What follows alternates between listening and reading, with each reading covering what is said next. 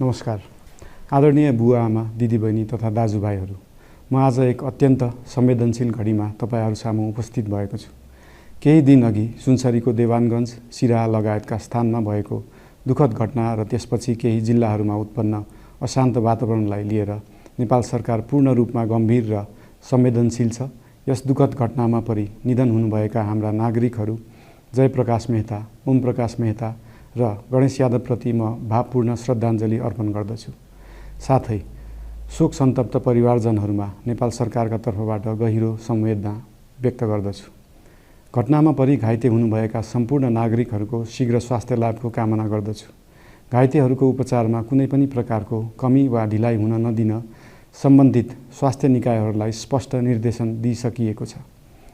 घटना भए लगत्तै सबै सुरक्षा निकायहरूले तत्काल घटनास्थलमा पुगेर परिस्थितिलाई सामान्य बनाउने थप